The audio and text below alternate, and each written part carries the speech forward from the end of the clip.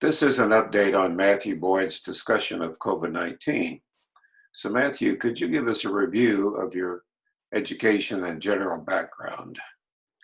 I graduated from the U of A, major in medical microbiology, minor in clinical chemistry.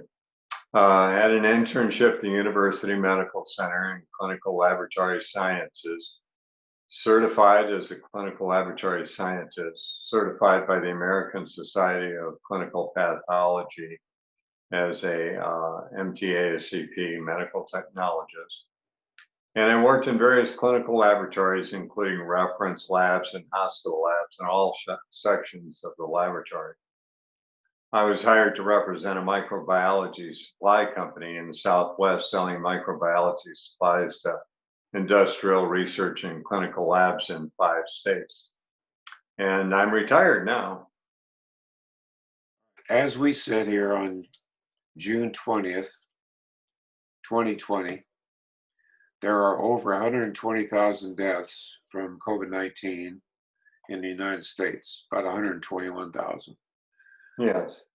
And the claim is that this has been, conquered and solved. What is your opinion about this? Well, the claims like that are not based on scientific analysis. They're based on wishful thinking. So I think you should just, put it in that basket. For instance, here in Arizona, we're number one in the cases per 100,000. So it's really not over. And nationwide, while it's leveled off in many of the states where they have clamped down and really demanded people do social distancing and wearing masks, it's coming down or it's leveled off. In many of the other states where they have not really put into effect any um, you know rules with any backing, there the cases are going up, and here in Arizona, it's one of the indicators, and our governor refuses to take leadership and to put into place those methods that actually work, and those are social distancing and wearing a mask. There are other things that are not so often spoken of, and that is washing your hands frequently. That's kind of been dropped by the wayside, but that's still in play. You should be doing that. You should be disinfecting your hands if you've gone out and you've touched something. Preferably if you can wear gloves, and don't touch your face. People who are wearing masks so frequently are messing with their mask and adjusting them, or they're letting them slide below their nose. It really does make a difference to educate yourself and the proper wearing of a mask and the proper removal of a mask and the proper care of a mask. It does matter, and I don't understand why we don't have a leadership that gets into it and really gets down to the nitty-gritty and tells people why it matters and how it matters, that we can really get a handle on this. But so far it's been in the hands of the politicians, and even here in Pima County, the county board passed this really watered down resolution about wearing masks, and no enforcement, nothing, just basically that you ought to do that. The mayor of Sahuarita has come out. He's kind of aligned with Governor Ducey, and that it's more important for businesses to be open and functioning than it is for people to wear masks and social distance. But it's just easier not to have to wear a mask. And until you've got somebody that that's died from it or has gotten critically ill from it, maybe it's just not impactful enough for you to take it seriously. Most of the cases that are coming in now are, in that age bracket of, I think it was 20 to 44, I believe, is the age bracket. That's where a lot of the cases are showing up now. It's because that age bracket apparently doesn't think social distancing and wearing masks is something that, is cool or that they want to do. I don't know. But that's where a lot of the cases are coming from Okay, hold on. There's a mentality somehow that you're not going to tell me what to do. This is not a communist country. I don't have to do what anybody says. We are free to do what we want. Is it because, like you mentioned in the last video you did, that this is an invisible disease that we just, if you don't see it, maybe it's really not there? What is that mentality? Have you heard anything? now. It's a good question. And I have heard some people express that they just don't believe it. And that's kind of the mentality that you're talking about, is people who don't believe in science. And that's an interesting, and of course, it's quite foreign to me. It's like, how do you not believe in something that has data, that has a presence, that has reality? But again, for me, there's a clear reality there because I've done those investigations. I've been with people, when they do an electron microscope picture taking of these minute particles like these viruses. So I understand the technology. I understand the science that's there that does it. But the real issue there is that the privileged people in this country have been so comfortable for so long, unknowingly accepting the comforts without understanding what it's taken to make them comfortable. They just don't get it. And I don't understand what the difficulty is for them, but apparently there is some. And understanding the actual science behind what's being discussed, either with a cell phone or with, this COVID-19. It's all the same science. It's, just a little different application. You don't want to accept it. You don't want to have to deal with it, and you're special, except you're not. And that's, I think, The President of the United States has declared that this disease has been conquered. Tonight, there's going to be a rally in Tulsa, Oklahoma. And there are going to be, 20,000 people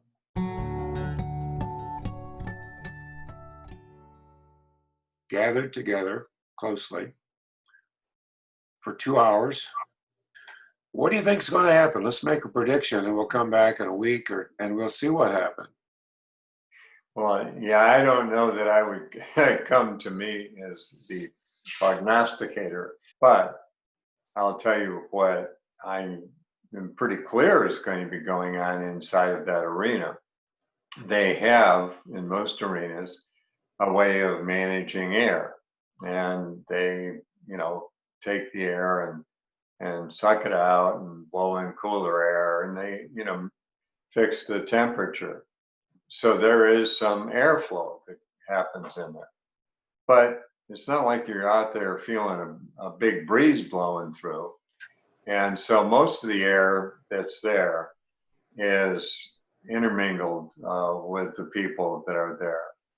And one of the reasons that they're emphasizing wearing masks now is that through some of the scientific investigation that's been happening, we realized that aerosolization is one of the ways that this gets passed on. It's not just in water droplets, like sneezing or talking close, where you're expelling water droplets from your lungs that carry the virus, and the other person breathes them in. They apparently are finding that it can be aerosolized as well.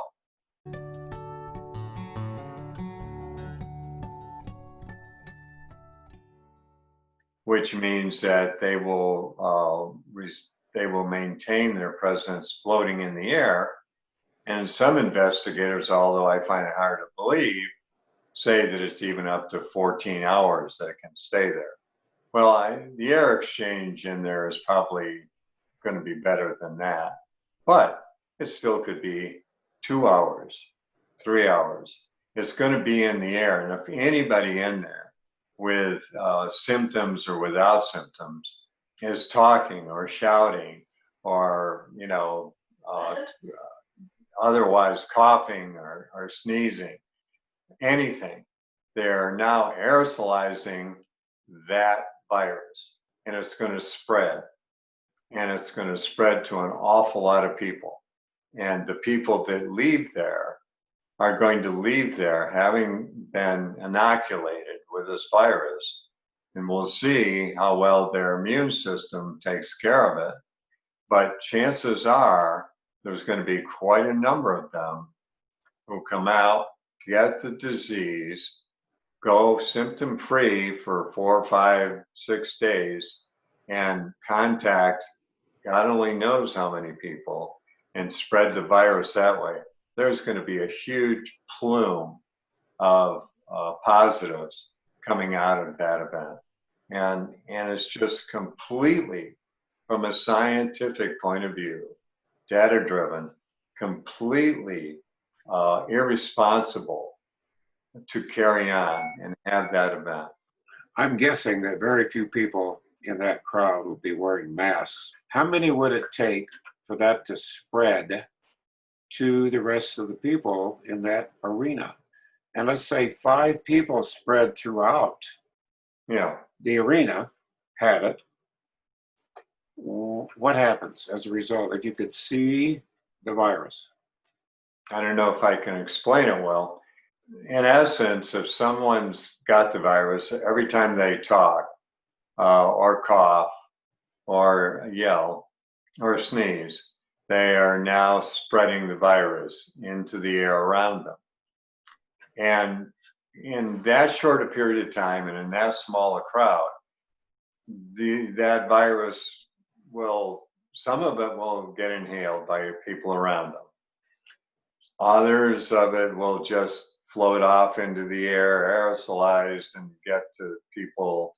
At this point in time, I don't know how far that might go, given the kind of airflow there is in an arena. I really not an expert in that, so I hesitate to guess. But I know in the immediate area around that person, it's going to be spread to those people, up to 15 feet, I think, away, given that they're going to be yelling and shouting, easily spread to all those people in front of that person. But the other thing that's going to happen is that it's also going to land on the clothing or on the hats or on the megaphones or whatever someone's holding on to. And then people touch that stuff. Maybe they take their hat off and when they go home, and then they touch their face in some way, pick their teeth, pick their nose, and now they've self-inoculated. So that's something that people have forgotten about too, is self-inoculation. Is that when you get this virus spread around on fomites, on surfaces, and you touch that surface and then you touch your face, you have now self-inoculated your body with that virus or that organism, that whichever one, doesn't matter, this one, any other one. So that's why norovirus in the schools spread so rapidly, because kids, of course, touch everything and they're always touching their face. So they're self-inoculating all the time. And that's the way you build up immunity, and with some things, but with other things, that's how you get sick. And this is one of those things. Theoretically, it could be very few people are exposed to it. And if they manage themselves properly, it won't spread. But more likely, given the activities that I've seen of people that don't want to wear a mask, is that they'll be rubbing elbows, they'll be congratulating each other, they'll be touching each other, they'll be touching their own face, and it's going to spread fairly quickly to a lot of people. Mm. And it doesn't take that many people. Don't forget this. This is a disease that you get one person and they have two people they contact. And then those two people have two people they contact. And those people have two people that they contact. And it's an exponential growth. So it doesn't take a whole lot to have things explode into an awful lot. And God help us, I keep hoping that there aren't that many people that are there that actually have the disease. And, these people get out of there without too much. But what I'm afraid of is that there are going to be 5 or 10 people or 50 people or how many knows, how many people who actually have it. And I wish I did know, but I don't know how many people it would take to expose everybody in that arena. But I have a hunch, it's going to depend more on um, the amount of exposure, the dosage that these people get in this short period of time with this great exposure than anything else. And people have the active disease and are yelling and screaming, it's going to spread all around them. So really, conceivably, one person having the virus in there, just one, could exponentially spread because what the first death in the United States, I think, was in Seattle, wasn't it? If I think you're right. I'm not mistaken, that spread to now we're over 120,000, and we're going to be over 130, 140,000. We know that probably, right? What's it going to take for there to be a pivot away from where we are right now, which is becoming as if it's gone? What is it going to take for us to pivot back to becoming serious about it?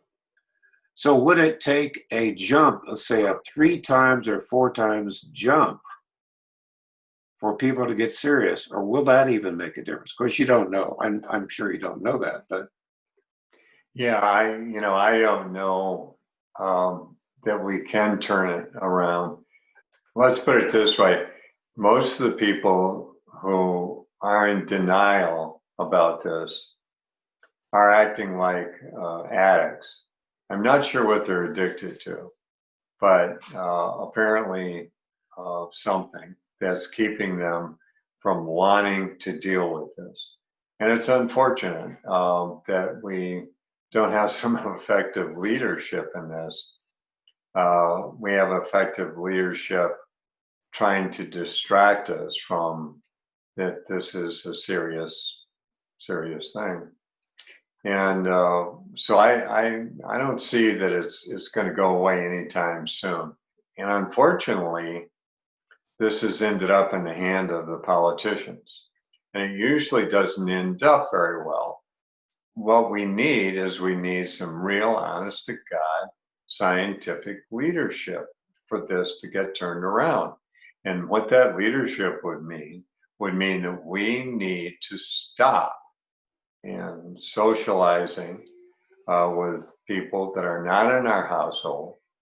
We need to do that by maintaining social distancing, by hand washing, by not touching our face and wearing masks.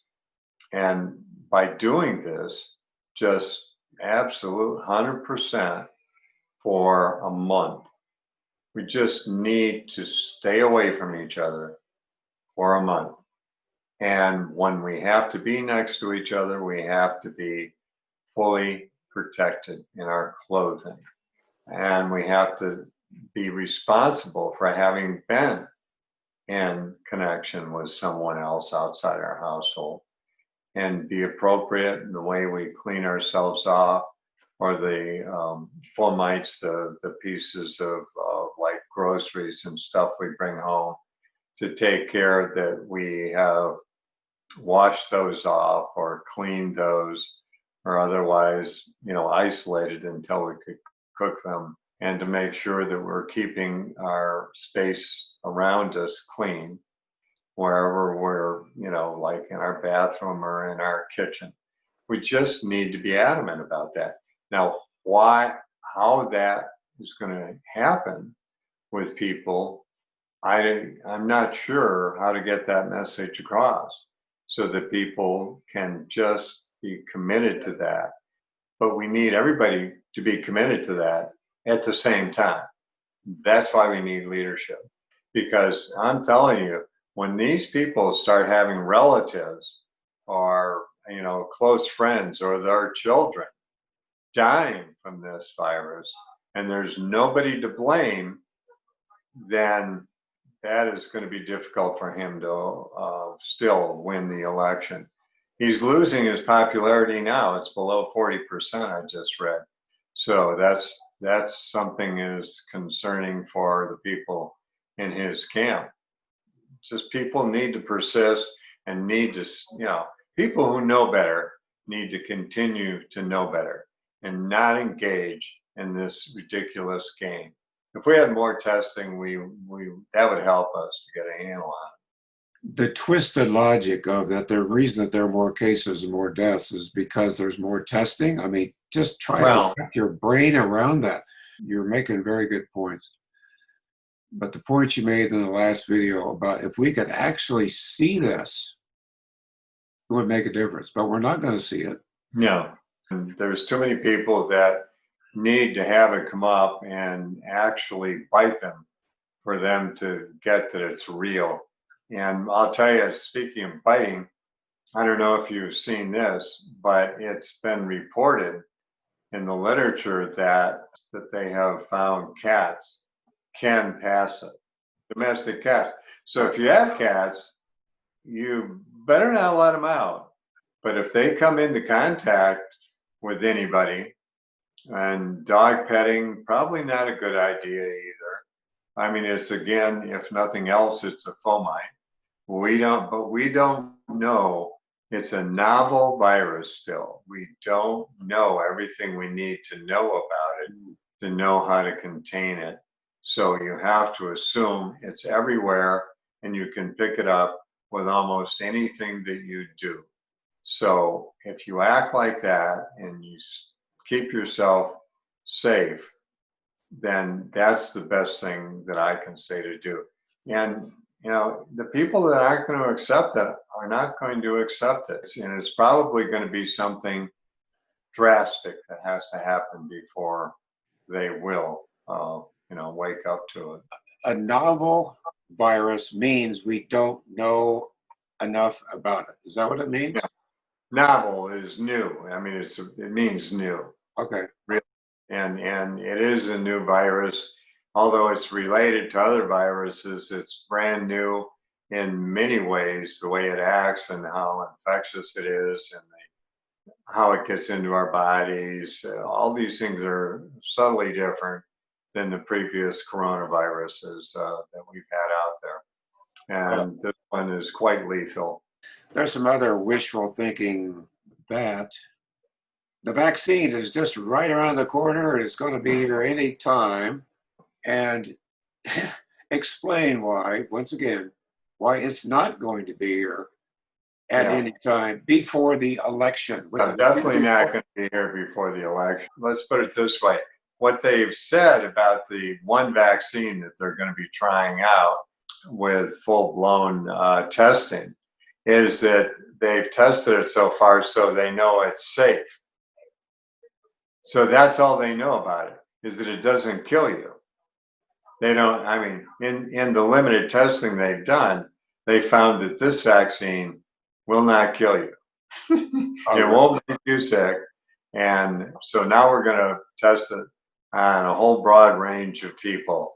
And you have to see how effective it is in that range of people that they're going to test it on. But how long does that test go on? Well, it goes on until you've got, people who have had the vaccine have been exposed somehow hopefully they're still maintaining their social distancing and that. But then there's going to be a few cases where there's positives. And then they're going to be able to figure out whether this vaccine works or not. But that's going to take a while. It doesn't happen overnight. It takes time for people to get exposed, to get sick, or get exposed and not be sick. But how do you know they're exposed if they didn't get sick? Did they spend intimate time with somebody who's got it unknowingly? Well, that takes some time to figure out and to trace it. So it's all very time consuming. And here we are back to science. Well, if these people don't believe in science, then why even bother with a vaccine for them? Right. Because that's all based on scientific analysis. I'm here to tell you that about 2 months ago, a Trump supporter, not a stupid person, had heard, probably on Fox or Limbaugh or something, that the vaccine is here right now. And that was 2 or 3 months ago. And they really believe that is true. I mean, seriously, that's the kind of thing that we're up against as a country in trying to defeat this thing. Well, it's not untrue that there is a vaccine. Well, the implication is that it's here and ready to use. Well, implications is the problem. That's the whole message of Fox News. Right. Is they're making implications about stuff, and people accept it as being truth. Right. Well, there's a difference, and if people refuse to make that distinction, then I'm sorry, there's nothing I can do. I can talk to them if they want to, listen. But if they would rather just be comfortable, well, that implication makes me feel good. I'm comfortable with that, so I'm going to stick with that. Right. And I don't care how intelligent you are. If you're someone who's addicted to comfort, you're gonna eat up this kind of stuff, and you're gonna rationalize it, and you're gonna justify your belief in this. Right. And this has been going on for thousands and thousands of years, where people have justified their belief in stuff.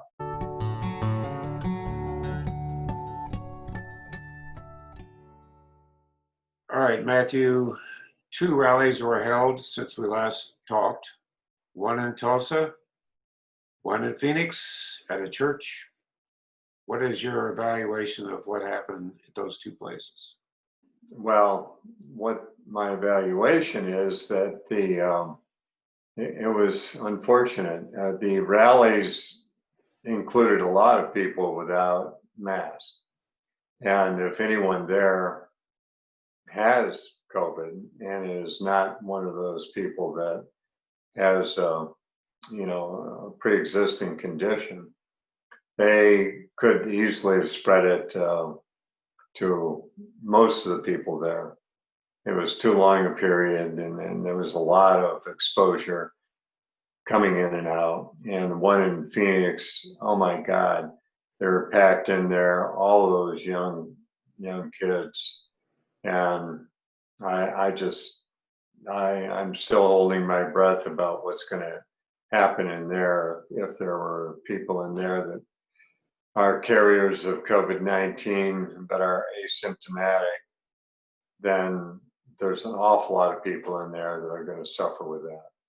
That's my real sense of everything. I just don't understand people that do this. I understand that they don't want to believe it. They're in denial of what's here, but they really need to take a look at their own social responsibility for the possibility of someone that they know, anyone they don't know, having a pre-existing condition that will make them very, very sick if they get it. And if they haven't known anyone like that, I encourage them to get online and find someone who's, written up the experience that they've had with COVID-19 where they actually survive. Many don't survive, but even the ones that do survive have terrible, terrible conditions that they have to put up with, some even for the rest of their lives. But one of the recent ones I read took 26 days for this woman to go through just terrible suffering and, diarrhea, vomiting, and not just, the usual kind, but, very painful. And sometimes these people even wish they would die because it's just so excruciating. I mean, do you not want to take care so that somebody doesn't have to go through that? And that's, I mean, just the slight inconvenience of wearing a mask. And, when you get used to it, when you start doing it with a habit, it's not really much of an inconvenience at all. It's, no different than putting on shoes and socks. I like to walk around barefooted, but I'm not going out. Uh, I don't have feet that, are hardened like that, so I put on shoes. Well, how is putting on a mask really much different or more of an inconvenience than putting on a pair of shoes or sandals? And it makes a huge difference. It makes a difference to people who have extenuating conditions that will make them really sick or die. And that's what it's really all about. And the other part of it is if you do wear a mask, and if we do maintain social distancing, and we can stop this virus from spreading, it will die off. It needs a host to continue. And if we have all of the people who have it isolated and not spreading it to any people that are new, then it will die off because once it's done with you, it's dead. It has to, survive by being passed on to someone else. And people don't understand that. People who are in various parts of the country or in various segments of the population think, well, I don't have to worry about it. I haven't gotten it. I'm immune. I don't have it. Do you have it? No. See, we're all well, and it's coming. It's a visitor that may be in your neighborhood tomorrow. Right. You just don't know when it's going to show up. So everybody be safe, stay isolated, and if we can have absolute isolation for 2 weeks, we'd be done. But it doesn't look like that's going to happen, and certainly these things that the president is promoting is going to make sure that it doesn't happen. So this is going to go on and on and on.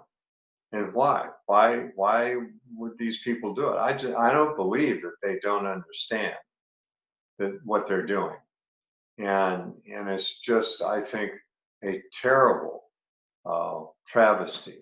And As a follow up to the mask situation, there are some conspiracies going around about how masks are dangerous. They cut off your oxygen, they give you headaches, you could die, etc. What's your response to that? well, I wonder how many surgeons who have spent 4 hours or more in surgery doing very technical surgery would respond to that because they wear masks, you know, that are better and more restrictive than the ones you have for the most part. And the other thing is, I actually saw somebody who did detailed science. They did a PO2, and I don't know if you know what a PO2 is, but it's that little thing if you go into the doctor for a checkup, they'll put it on your finger and see what your oxygen saturation is. So she did it with and without the mask. Actually, her oxygen saturation improved with the mask over not the mask. So, these little homemade, everybody thinks they're scientists now, whether they've graduated from high school or not. And I do feel for them because they're trying to figure it out because they've been lied to so much, they don't know who to believe. Well, I'll tell you who to believe, the people that really are looking out for your well being. believe them. They're looking out for your well-being from a place of knowledge, of science, of being an MD, of being a nurse. And the great majority of them are not affected by this, hearsay and innuendo that's gone around. And those people will tell you masks are not a problem. All right. Yesterday, which would be June 27th, a week past our last discussion, Mike Pence came on and told us how much better things were and that the virus has almost been conquered in most parts of the country, with a few places that it's getting worse, etc. What's your opinion on the kinds of things that he was saying? In addition, he said that prayer was the thing that we needed to do. And he talked also about the constitutional right to gather. That's one of the reasons why it was okay for people to assemble and to attend rallies. So what do you think? I think it is, I think it's wonderful for people to pray and to be, in touch with their higher power. I think that's always a good thing.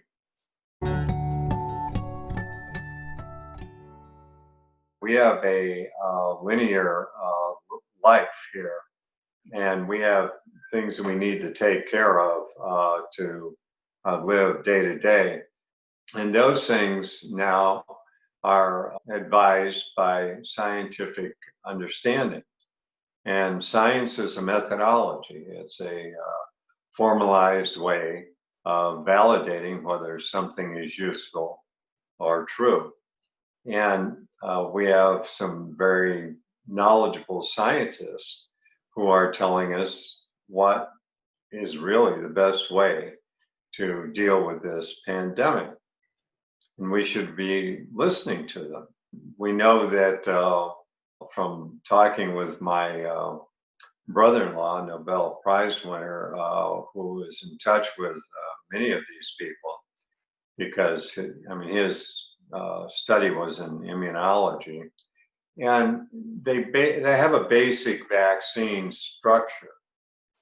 However, the details of adding on to that structure, that framework, are still being worked out, and they're being tested to see if it's safe to take a vaccine. And is that safe vaccine then going to be effective?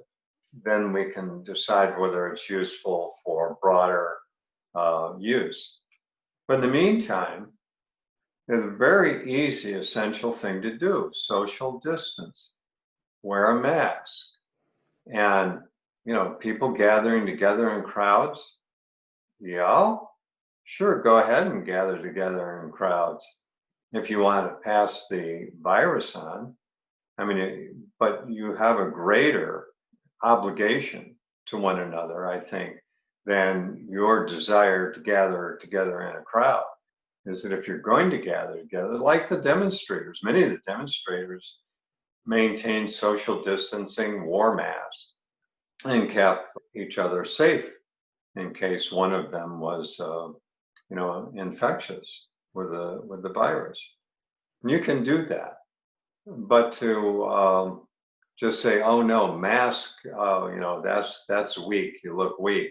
No, wearing a mask makes you look strong, makes you look like a caring individual, someone who can operate with compassion and still have a life. We have a very full life. We exercise, we, eat well because we shop well, and we either have things delivered or we equip ourselves to go out and go shopping so that we're not spreading the virus to anybody else. But mostly this is spread by voice, by people just talking. And when you talk, you spread a humid cloud coming out of your lungs. And that's where the virus travels, is on those little tiny droplets of moisture that come out of your mouth. When you know how you talk, that air is coming out of your lungs. And that's where that virus infects, is in the lungs, in your air canal. So when you talk, that comes flowing out into the air. That's why you have a social distance of 6 feet. If you wear a mask, then when that moisture gets trapped for the most part in that mask, so that you're not spreading the virus. And that's what that's all about. And that's what we should be concerned about right now, is taking care of one another by wearing a mask. It's not that difficult. It's not that hard a concept. And people who are saying that they want to justify because it's been made political, that's a shame. That's a damn shame, because it's not political. You know, Republicans and Democrats are both going to die because of this virus, and we should be taking care of each other. So I'm going to assume that your Nobel Prize winning brother-in-law is going to say that the vaccine is not coming right around the corner, like has been told to us by some of our political leaders. Would you agree?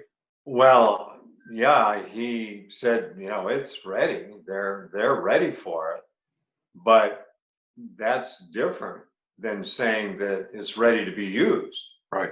because it's ready to be tested through its normal 3-step procedure, where there is one out there that's already made it through the it's not going to kill you phase, and it's gone into the next phase where people end up with some kind of protection.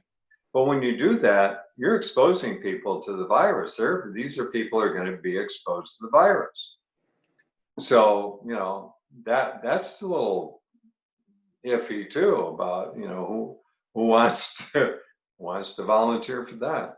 And then there's a larger group beyond that, which you take a very large group so that you can get an actual effectiveness, whether the sensitivity of this is good or not. And don't forget, this is a novel virus. So far, it looks quite promising because it doesn't seem to change. New strains don't seem to be popping up. So it looks like if we do get a vaccine against it, it'll be a good, stable vaccine. So, but stay tuned. It's not going to happen before 2021. Well, yeah. Matthew, as always, you provide some wonderful information. Last I saw, I think we have 126,000 deaths. My prediction by July 4th is about 135,000. It's not going to stop, and cutting down on testing isn't going to make it go away, is it? No. But the deaths are going to continue.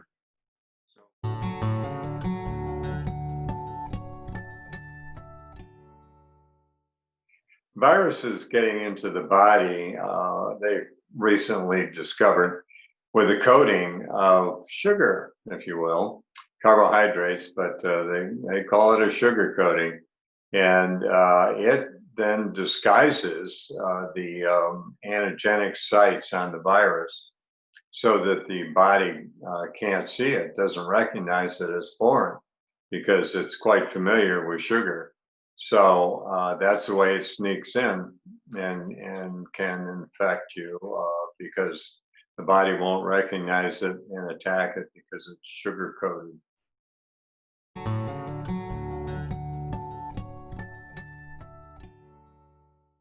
The best hope, really, soon are the use of antivirals. And one, remdesivir, seems to be okay. And they're using it when people are sick. It's not something you can take to prevent the disease, but it's when people are in the hospital and they're sick, and it helps. But the antiviral is probably the best hope we have in the near future, because a actual vaccine is a ways off, no sooner than 2021. But the antivirals are being developed and being tried out now, and hopefully we'll get some that take into account the sugar coating.